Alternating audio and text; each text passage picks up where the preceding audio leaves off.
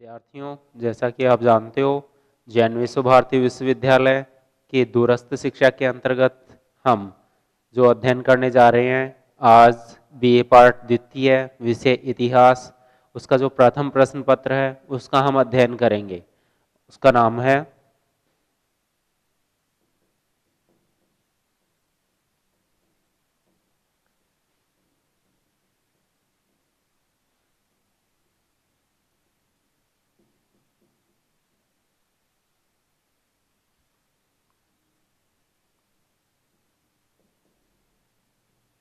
मध्यकालीन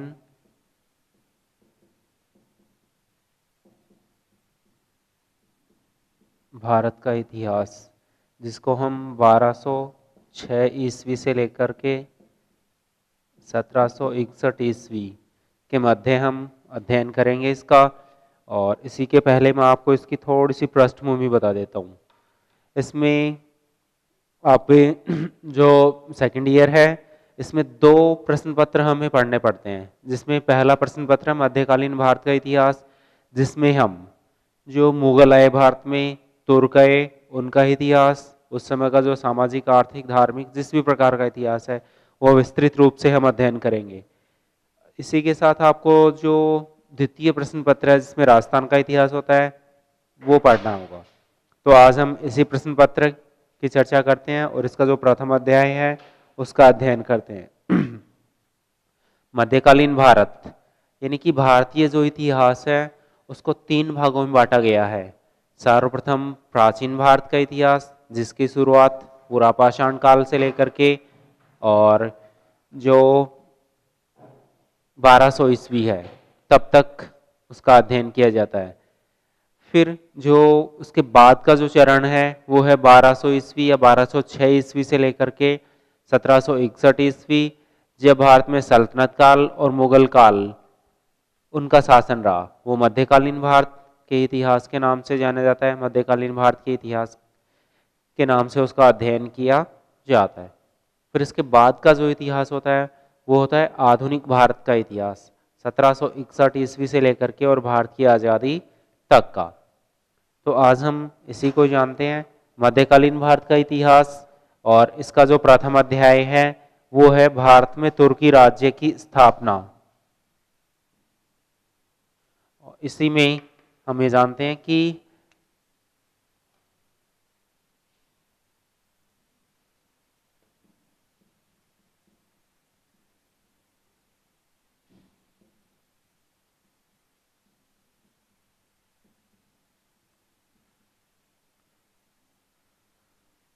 भारत है और भारत में प्राचीन काल से ही आक्रमण होते रहे हैं, क्योंकि भारत प्रत्येक मामले में, संसाधनों के मामले में हमेशा संपन्न रहा है। और इस समय मध्यकाल में भी और प्राचीन काल में भी भारत है एक तरह से सबसे जो अमीर देश होता है वो रहा है।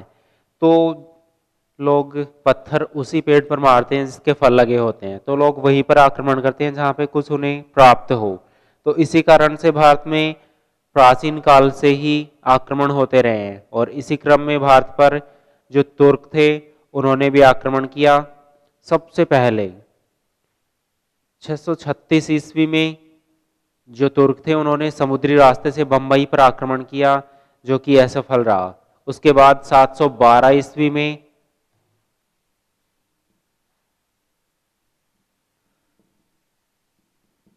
मोहम्मद बिन कासिम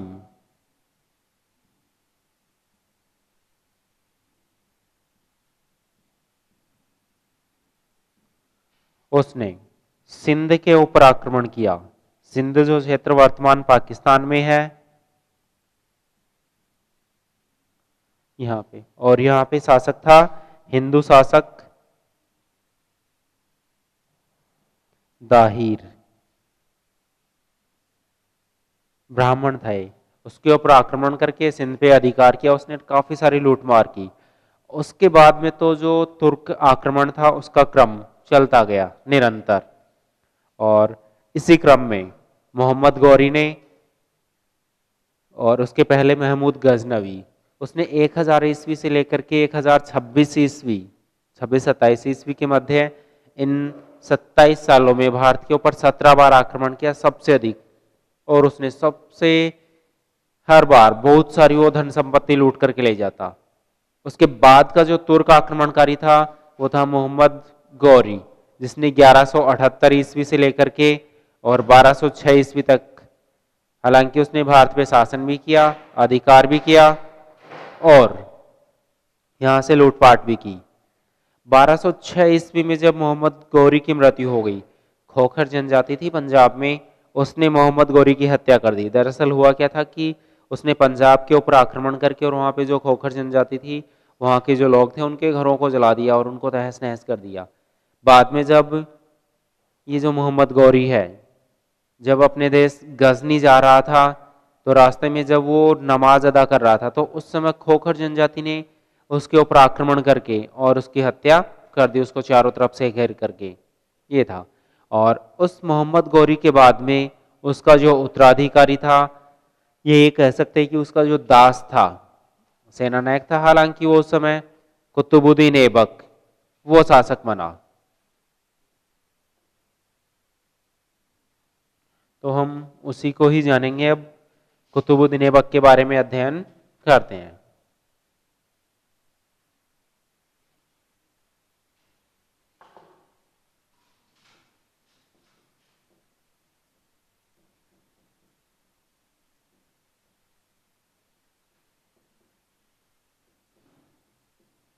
भारत में तुर्की राज्य की स्थापना, या फिर इसको हम सीधे से शब्दों में सल्तनत काल, 1206 ईस्वी से लेकर के 1526, ये है, इसका हमें अध्ययन करना है।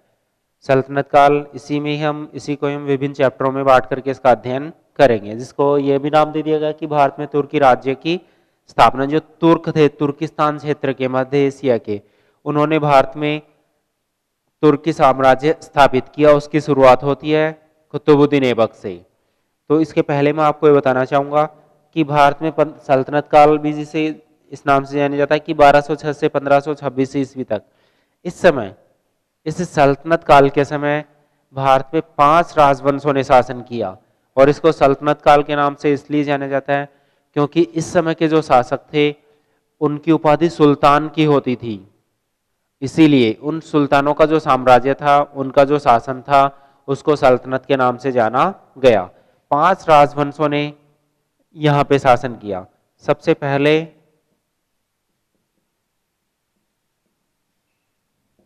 गुलाम वंश, इसने 1206 ईस्वी से लेकर के 1290 ईस्वी, ये इनका शासनकाल था। इसके बाद में जो वंश हुआ वो था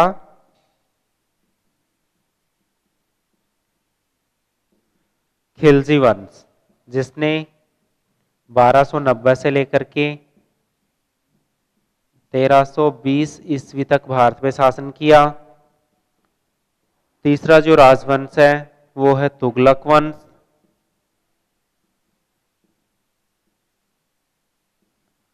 जिसने 1320 ईस्वी से लेकर के 1414 ईस्वी तक शासन किया। चौथा जो राजवंश है वो है सैयद वंश, जिसने 1414 ईस्वी से लेकर के और 1451 ईस्वी तक शासन किया। उसके बाद में है लोधी वंश,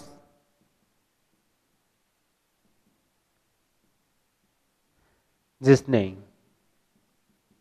1451 से लेकर के 1526 ईस्वी तक शासन किया। तो ये है 5 राजवंशों का क्रम। और इसमें हमें सबसे पहले गुलाम वंश के बारे में जानना है। गुलाम वंश है, इसमें भी कुछ शासकों ने यहाँ पे शासन किया था, जिनमें ये जो गुलाम वंश है, इसको गुलाम वंश के नाम से इसलिए जाना जाता है क्योंकि इसके जो प्रारंभिक शासक थे यहाँ के, सबसे पहले कुतुबुद्दीन ऐबक, उसके बाद में जो शासक बना इल्तुतमिश, इल्तुतमिश के बाद में जो बलबन है, ये जो तीन मुख्य शासक हुए, तीनों के तीनों अपने प्रारंभिक जीवन में गुलाम थे, दास के रूप में उनको खरीदा गया था। बाद में अपनी काबिलियत के दम पे वो सेना में भर्ती होते हैं और सेना में सैनिक के रूप में कार्य करते हुए वो सेना के सेनानायक बनते हैं और उसके बाद में वो भारत के शासक बने। उन्होंने एक तरह से बहुत ही सुदृढ़ रूप से, बहुत ही व्यवस्थित रूप से इल्तुतमिश ने और बलबन ने शासन किया है। यहाँ पे कुछ एक उनकी उपलब्धियां, कुछ एक क्या बहुत सारी उनकी उपलब्धियां भी रही हैं। तो गुलाम वंश में ही हम सबसे पहले जो कुतुबुद्दीन ऐबक है उसका अध्ययन करेंगे। साथ ही साथ इसको गुलाम वंश के साथ ही साथ इसको मामलूक वंश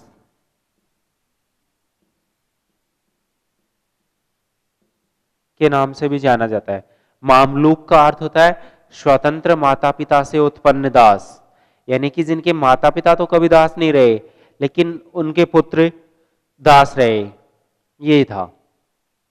तो इसी में ही हम सबसे पहले गुलाम वंश है, इस गुलाम वंश के जो प्रथम शासक थे कुतुबुद्दीन ऐबक।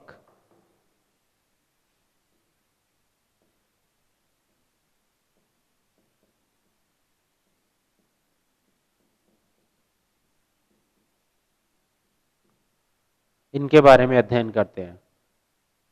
प्रारंभिक जीवन में जैसे मैंने बता दिया कि ये गुलाम था, बाद में सैनिक बना, सैनिक के बाद में ये शासक बना। और इसने कुतुबुद्दीन ऐबक ने 1206 ईस्वी से लेकर के 1210 ईस्वी तक भारत पे शासन किया। हालांकि ये कुतुबुद्दीन ऐबक है, उसे हम ये भी कह सकते हैं कि गुलाम वंश का संस्थापक, गुलाम वंश की उसने स्थापना की। और इसे ये भी है कि इसने, जैसे सुल्तान होता है, सुल्तान शासक होता था इस समय, लेकिन इस कुतुबुद्दीन ऐबक ने कभी भी सुल्तान की उपाधि धारण नहीं की, उसने सिर्फ मलिक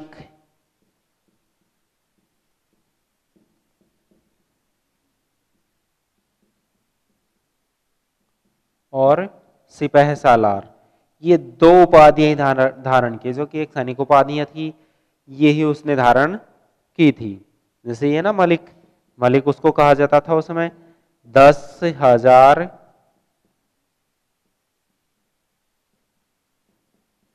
घुड़सवारों का प्रधान, और इस तरह से सिपह सालार होता था, वो होता था 100 घुड़सवारों का प्रधान। अर्थ जो भी, लेकिन इसने सिर्फ मलिक और सिपह सालार इन दो की उपाधियां धारण की थी। और इसने लाहौर से शासन किया था, लाहौर को अपनी राजधानी बनाए रखा 4 सालों तक। और मुख्य रूप से होता क्या है कि इसकी जो राजनीतिक उपलब्धियां हैं, 4 साल का ही मौका मिला इसको, और 4 साल में अपने साम्राज्य को सुदृढ़ बनाने में इसने व्यतीत किए। हालांकि इसको साथ ही साथ कुछ विद्रोहों का भी सामना करना पड़ा, क्योंकि गौरी की जब मृत्यु होती है तो ये क्या था कि उसका दास था, लेकिन बाद में मोहम्मद गौरी ने अपनी पुत्री का विवाह भी इससे कर दिया, तो उसका दामाद भी हो गए।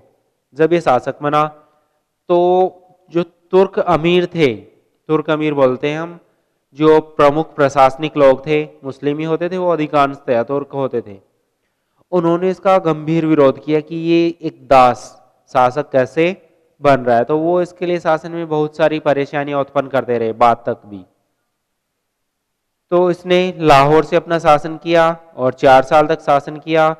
बहुत ही राजनीतिक उपलब्धियां कम ही है। दिल्ली और उसके आसपास में उत्तर प्रदेश है, बदायूं है, पंजाब है, इन क्षेत्रों को, लाहौर है, इन क्षेत्रों को अपने अधीन इसने बनाए रखा, इन क्षेत्रों पर शासन इसने किया था।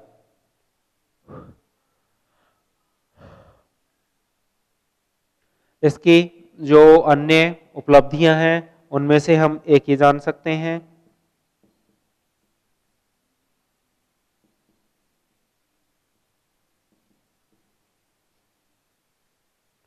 किसने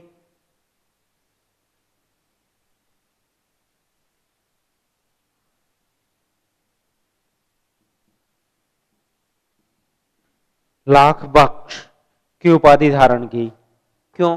क्योंकि ये जैसे कोई विद्वान है या कोई धार्मिक गुरु है या अन्य किसी को भी जब इसका मन होता माना जाता तो उसको वो लाखों में दान दे देता।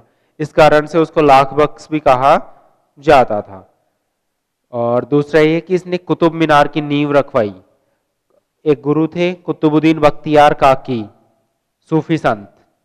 उन सूफी संत के नाम पर इसने कुतुब मीनार है,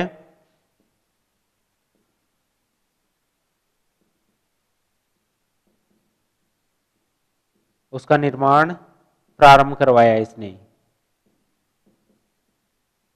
दिल्ली में स्थित कुतुब मीनार कला की दृष्टि से एक महत्वपूर्ण नमूना सल्तनत काल का, लेकिन उसको पूर्ण करवा नहीं पाया और बीच में इसकी मृत्यु हो जाती है। तो इसके बाद में जो शासक होता है इल्तुतमिश, उसने इस कुतुब मीनार का निर्माण कार्य वो पूर्ण करवाया था।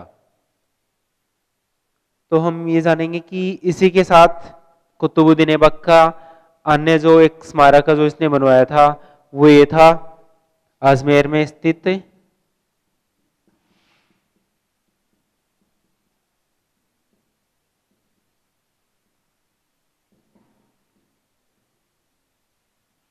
ढाई दिन का झोपड़ा, जो कि पहले हिंदू मंदिर था, उसको तोड़ करके उस हिंदू मंदिर की सामग्री से ही इसने मस्जिद बनवाई। ढाई दिन का झोपड़ा ऐसे नहीं कि ढाई दिन में बनाए इसलिए इसको नहीं जाना जाता है। वास्तविक बात यह है कि यहाँ पे जो मस्जिद थी और यहाँ पे एक गुरु थे पीर पंजाब, उनको दफनाया गया था। उनकी यहाँ पे मकबरा है या कब्र है, उसके ऊपर प्रतिवर्ष ढाई दिन का उर्स लगता है। उर्स होता है ढाई दिन का, इस वजह से उसको ढाई दिन के झोंपड़े के नाम से जाना जाता है। और अंततः 1210 ईस्वी में क्या होता है, इसने पंजाब से बंगाल तक अपने वो मैं बता रहा था मैं पहले कि 1210 ईस्वी में जब ये चौगान खेल रहा था, चौगान किस तरह का खेल है ये, वर्तमान पोलो के जैसे घोड़े पे पोलो खेला जाता है ना, उस प्रकार से। तो वो खेल रहा था, संतुलन बिगड़ गया, घोड़े के ऊपर से सिर के बल गिराए नीचे और उस पे गिरने से गंभीर चोट लगी सिर में, बाद में इसकी मृत्यु हो जाती है। तो ये था इसका 4 सालों का शासनकाल। इसका मूल्यांकन यदि हम करेंगे तो वो इस प्रकार से कि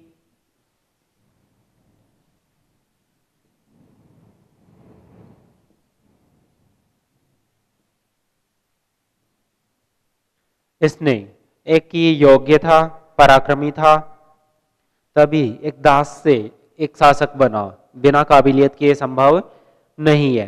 लेकिन साथ ही साथ एक क्रूर भी था, धर्मांध भी था, अपने धर्म के प्रति अंधा भी था।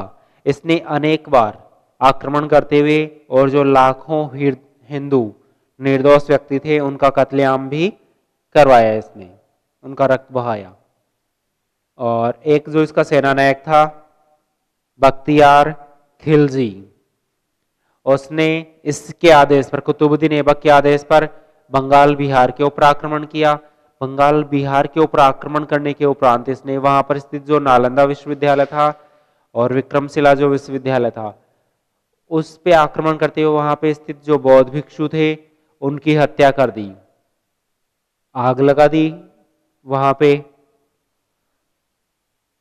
विश्वविद्यालय को तोड़फोड़ दिया।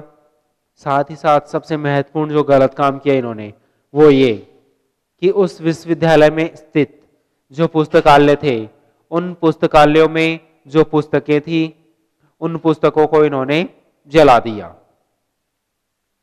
तो ये था कुतुबुद्दीन ऐबक, उसका 4 साल का शासनकाल। कुछ एक राजनीतिक उपलब्धियां, कुछ एक कलात्मक जो स्मारक हैं जिनका निर्माण इसने करवाया वो है। नेक्स्ट जो शासक है वो है इल्तुतमिश।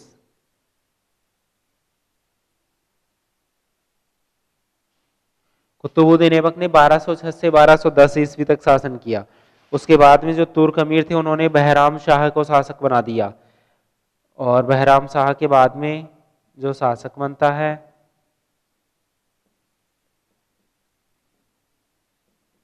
वो है इल्तुतमिश, जिसने 1210 ईस्वी से लेकर के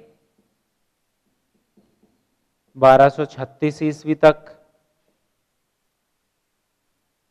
दिल्ली सल्तनत से शासन किया। दिल्ली सल्तनत पर ने शासन व्यवस्था बनाए रखी। सबसे पहले ये भी अपने प्रारंभिक जीवन में गुलाम ही था, यानी जो कुतुबुद्दीन ऐबक था उसने इसको दास के रूप में खरीदा था। इसकी कहानी ये है कि ये एक व्यापारी का पुत्र था और ये अपने भाइयों में सबसे छोटा था और सबसे सुंदर था। तो इसके पिता इससे बहुत अधिक लाड प्यार करते थे इल्तुतमिश से। तो बड़े भाई थे वो इससे जलते थे। तो उन्होंने क्या किया कि पिता की अनुपस्थिति में इसको दास के व्यापारियों को बेच दिया। उस दास के व्यापारी से इसको एक काजी ने खरीदा। उस काजी ने भी इसकी शिक्षा दीक्षा का उचित प्रबंध किया। तो काजी के जो अन्य पुत्र थे वो इससे ईर्ष्या करने लगे। उसने इसको दूसरे दास व्यापारी को बेच दिया और उस दास व्यापारी से जो कुतुबुद्दीन ऐबक है उसने इस इल्तुतमिश को खरीद लिया और अपनी सेना में भर्ती कर दिया। तो इल्तुतमिश ने कुतुबुद्दीन ऐबक की सेना में कार्य करते हुए अपनी योग्यता से ऐबक को प्रभावित करते हुए सेना में नायक बन गया। ये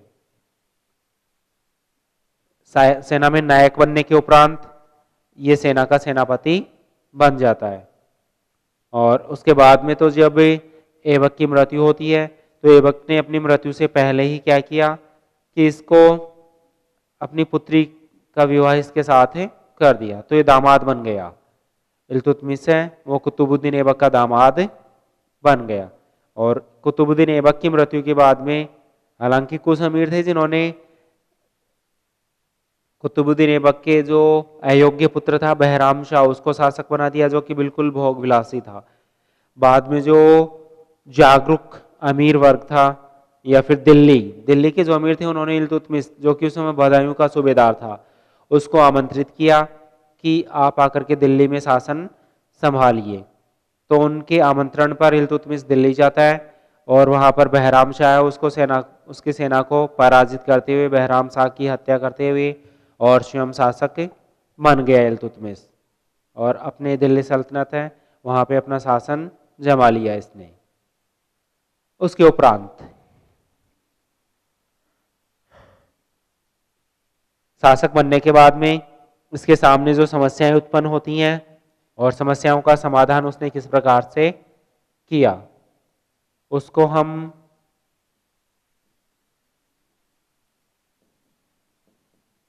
इसकी उपलब्धियों के नाम से जानेंगे।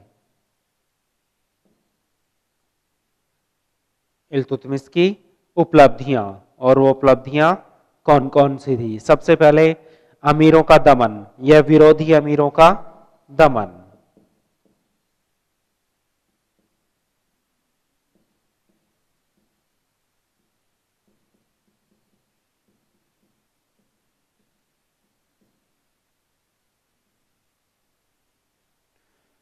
इसके शासक बनने के साथ ही विरोधी भी उत्पन्न हो गए और उन विरोधियों ने इसलिए विरोध किया बहुत सारों ने क्योंकि ये एक दास था। दास कैसे शासक बन सकता है।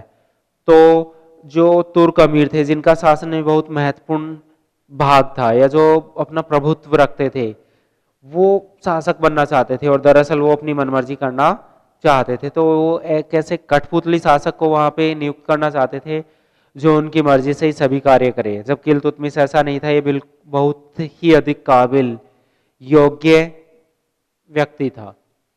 ये उनकी मनमर्जी पे चलने वाला नहीं था।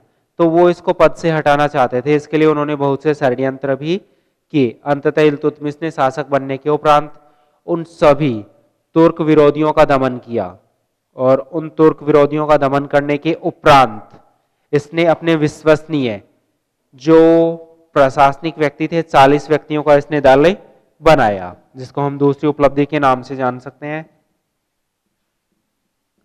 चालीसा गुट का गठन, या जिसको तुर्कान ए चहलगानी के नाम से भी जाना जाता है।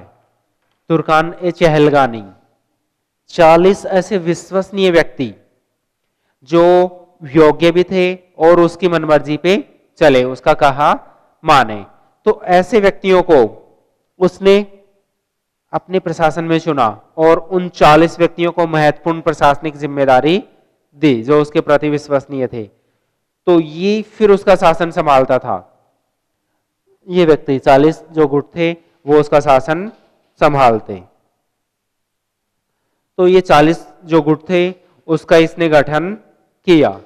नेक्स्ट था राजपूतों का दमन।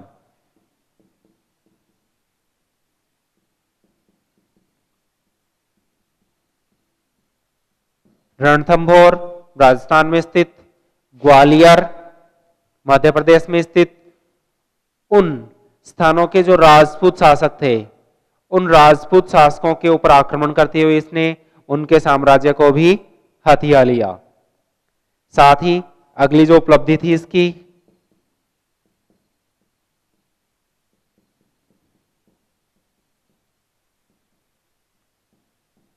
खलीफा से सम्मान प्राप्त करना।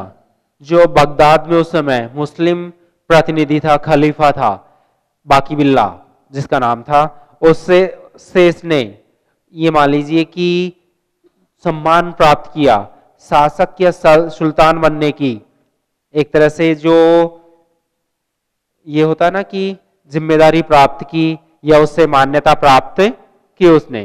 तो खलीफा ने इससे प्रसन्न होकर के उसको खिलात, जिसे पोशाक बोलते हैं, शाही पोशाक, वो भी भेंट की। इसी के साथ इसने बंगाल विजय, पंजाब विजय,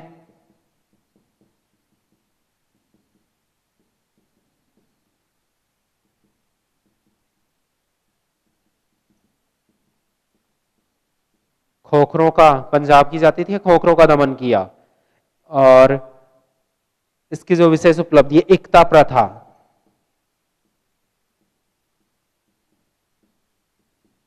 इसने क्या किया कि जो प्रशासनिक लोग थे, सैनिक थे, उन सबको वेतन के बदले भूमि प्रदान की और उस भूमि से प्राप्त जो राजस्व होता था उसमें से जो भी प्रशासनिक अधिकारी थे, सैनिक थे, वो अपना वेतन रख लेते, बाकी शाह सल्तनत को पहुंचा दिया जाता।